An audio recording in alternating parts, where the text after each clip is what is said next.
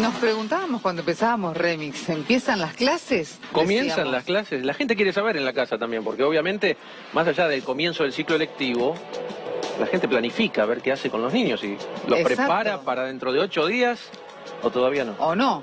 En la ciudad de Buenos Aires empiezan el 1 de marzo. En la provincia de Buenos Aires empezarían en realidad en la ciudad y en la provincia el 5 de marzo. Pero lo cierto es que la reunión por las paritarias no se está llevando a cabo, al menos a buen término, porque responden a los llamados, pero después el ofrecimiento no cierra, pero porque además no varía no mucho del primer, ¿no? Ofrecimiento. Exactamente, y además porque, bueno, hay índices de inflación y demás que vamos a hablar ahora y a debatirlos. En primer lugar con Fabiana Guerrero, secretaria de Educación de SUTEBA. ¿Cómo te va? ¿Qué tal? ¿Cómo estás? Bien. Y Alejandro Salcedo, que es secretario adjunto, en este caso de UDOCBA. ¿Cómo estás? ¿Qué tal? ¿Cómo estás? Buenas.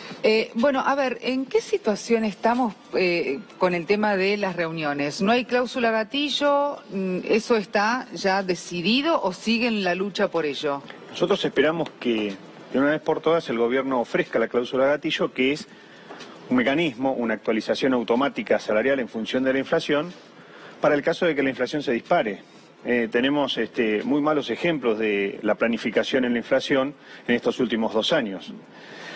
Así que en el año 2016 habían previsto un 25, llegó casi al 40.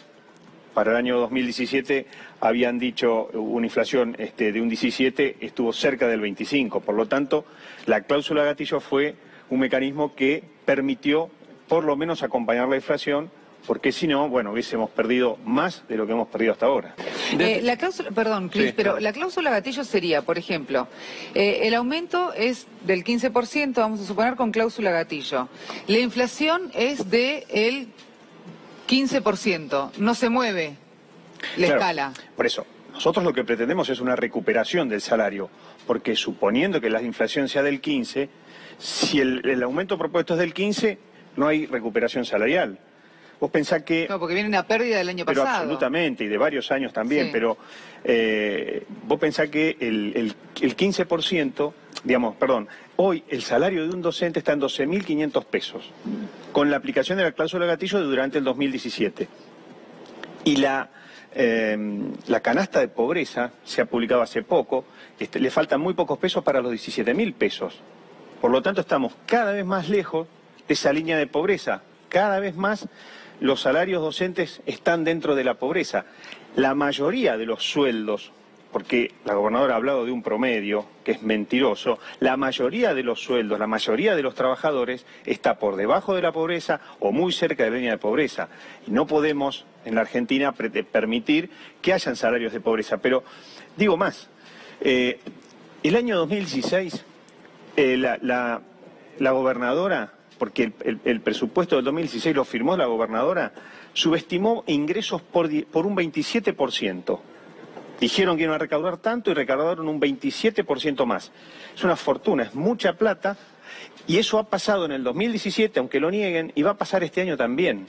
Por lo tanto, ese es un mecanismo muy importante por el cual decimos nosotros que tiene que haber un aumento muy superior. Pero aparte, la provincia de Buenos Aires ha recuperado parte de los fondos, de los puntos de coparticipación que había perdido hace 20, 30 años atrás, y son fondos nuevos con los cuales la provincia no contaba el año pasado. Claro. Bueno, esos fondos deben aplicarse a salario, porque por otra parte la mejor forma de distribuir riqueza es a través de los salarios, y eso va a quedar en forma permanente, no es que es por un año. Y este año son 40.000 millones, según informó en la misma paritaria el viceministro de Economía, y el año que viene van a ser 65.000 millones de pesos. Por lo tanto, es muchísima la plata nueva que tiene la provincia, al margen de los fondos, del presupuesto que permanentemente tiene, y que, bueno, el análisis lo hice de 2016, porque el informe del 2017 todavía no está publicado. Según ustedes, entonces, ¿es mentira que el presupuesto de educación está en déficit en la provincia de Buenos Aires? El presupuesto de la provincia de Buenos Aires cerró los 2 últimos años del gobierno anterior con equilibrio fiscal. Ajá. Cuando este gobierno empieza de nuevo con el déficit. Si tiene 40.000 millones sobre un presupuesto de 600.000 para este año. El año pasado eran 520.000. Aproximadamente el 8%, ¿no? Haciendo números gruesos, ha recuperado. Les hago una consulta a los dos, porque hay 3 puntos que me parece que son importantes. Uno es el porcentaje de incremento salarial, que el gobierno de María Eugenia Vidal ofrece el 15% en 3 tramos. En ese punto, ¿cómo estamos? Mal, muy mal. ¿Por qué digo esto? Porque yo vengo escuchando desde los gremios que centralizan el enfoque en la cláusula gatillo. No, nosotros decimos 3 cosas. Entonces quiero saber cómo viene el tema del porcentaje. Respecto de lo que acabas de decir, lo que nosotros queremos discutir es el ausentismo. Ajá. Porque el presentismo lo que va a hacer es que los trabajadores vayan enfermos a trabajar. Entonces, por lo tanto, queremos discutir el ausentismo y si es tan alto como dice el gobierno provincial, queremos las cifras que tampoco nos la dan. ¿Las cifras de ustedes no coinciden con la del gobierno? No las tenemos. No las tenemos. Nosotros decimos que no, pero igualmente quisiéramos trabajar con las cifras oficiales que tiene el gobierno. Que por otra parte, el gobierno que criticó el ausentismo el año pasado, le volvió a dar parte del control de ausentismo de docentes a la misma empresa. Pero voy a lo anterior. Nosotros pretendemos un aumento salarial, una recomposición salarial que esté por encima de la inflación para poder recuperar salario. Blanqueo de sumas. Nosotros tenemos nuestro salario, el salario de los docentes de la provincia de Buenos Aires tiene el 60% en negro. A lo mejor nos llama la atención, es gravísimo. Es el Estado pagando por fuera de la norma.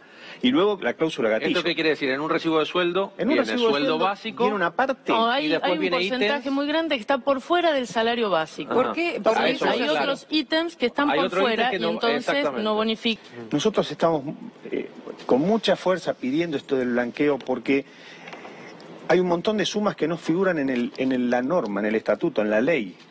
¿Por ejemplo? Y son sumas fijas, tienen nombres, le llaman inclusive con el artículo de un decreto, sumas fijas remunerativas, no remunerativas. Algunas son peores y otras no tanto, pero ninguna encuentra sustento normativo. Por lo tanto, eso deprime el salario, sobre todo de los que tienen antigüedad o de los que tienen jerarquía. Eso es un punto. El otro punto, la recuperación del salario, porque la inflación no va a ser del 15, pero como bien lo dijo la compañera, va a ser del 19,4 según el Banco Central y del 23, 24 según las encuestadoras privadas, y tenemos que apuntar ahí para no perder salario. Y luego la cláusula gatillo, porque por si aún así la inflación es superior, porque si no vamos a seguir perdiendo poder adquisitivo. Y la pauta más importante es que cada vez estamos más lejos de la línea de pobreza, una línea de pobreza medida de manera conservadora inclusive, porque decir que 17.000 pesos es pobreza, ¿no?, es medirlo de manera conservadora, y contra eso es contra lo que luchamos. La gobernadora por segunda vez nos recibe y nos da la misma oferta salarial queriendo discutir que los docentes vayan a las aulas enfermos.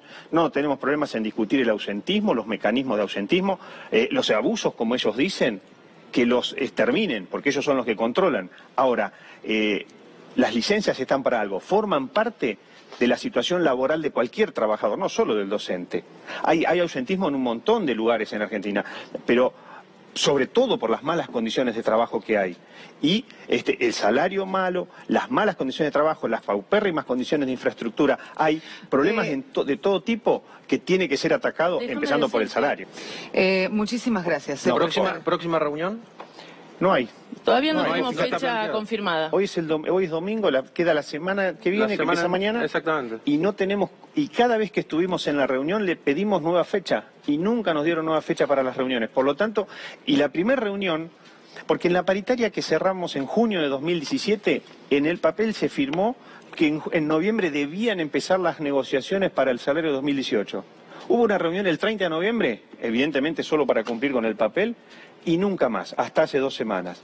Evidentemente, el gobierno es el que lleva esta discusión al inicio de clase, porque por algo están las reuniones, pues se necesita reunirse, se necesita discutir, se necesita intercambiar. Evidentemente el gobierno, cuando plantea una propuesta, no se mueve de ahí, porque es la segunda vez que plantea un 15, el año pasado planteó como 3 o 4 veces el 18, si ustedes recuerdan. Por lo tanto, tiene que haber voluntad negociadora de parte del gobierno también. Con estas condiciones, en 8 días, ¿no arrancan las clases? Mira, nosotros vamos a tener reuniones ahora esta semana en las escuelas con los delegados, en plenarios provinciales, y vamos a decidir qué se va a hacer, pero probablemente haya conflicto dado el cariz que está tomando esta paritaria. Muchísimas gracias. No, por favor, nuevamente. gracias a ustedes. Gracias a